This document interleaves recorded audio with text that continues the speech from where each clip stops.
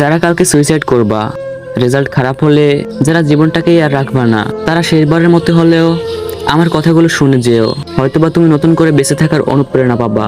দেখো, তোমার রেজাল্ট আজকে খারাপ হয়েছে, তুমি মনে মনে ভাবতেছো তোমার জীবনটা টোটালি ড্যামেজ, তোমার জীবনটা একদম শেষ। 10টা বছরের সাধনা নিমেষেই শেষ হয়ে গেছে। আমাকে দিয়ে তো আর কিছুই হবে না। আর আমার ফ্যামিলি প্রেশার, বন্ধু বান্ধব, আত্মীয় স্বজনদের টিটকারিমূলক কথা, কিভাবে আমি এত কিছু নিব? বেঁচে থেকে তাদের মুখের দেওয়া এই আঘাত পেয়ে তিলে তিলে মরার চেয়ে একবারে জীবনটা শেষ করে দিব। তাহলে আমিও মুক্তি পেয়ে যাব, আর তারাও আমাকে হারিয়ে আমার গুরুত্বটা বুঝতে পারবে। তোমার ভাবনাটা আমি বুঝতে পারছি। তোমার ওই সিচুয়েশনে থাকলে আমিও ঠিক এমনটাই চিন্তা করতাম। কিন্তু দেখো, সুইসাইড জিনিসটা কিন্তু সব কিছুর সমাধান করে না। সুইসাইড মানে তোমার জীবনটা শেষ, তোমার সুন্দর ভবিষ্যৎটা শেষ।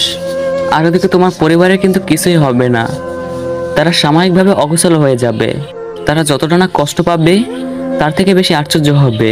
মনে মনে ভাববে, ও কিভাবে এরকম কাজটা করতে পারলো।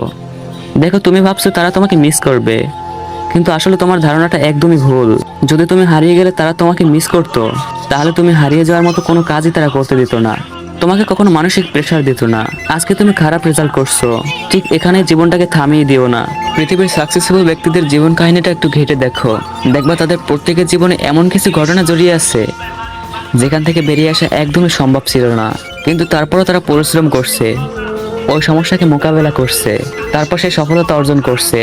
আজকে সে একজন সাকসেসফুল মানুষ।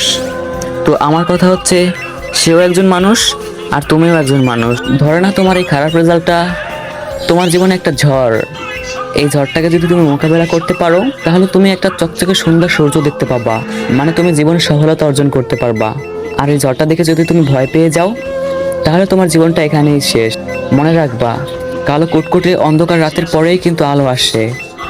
আজকে থেকে প্রতিজ্ঞা করো, জীবনে এমন কিছু করবা যাতে আজকে তোমাকে নিয়ে যারা হাসাহাসি করছে, একদিন এসে তোমাকে বলবে, আমাকে একটা অটোগ্রাফ দাও প্লিজ। তোমার কানটাকে আজকে এই মুহূর্তে বন্ধ করে দাও।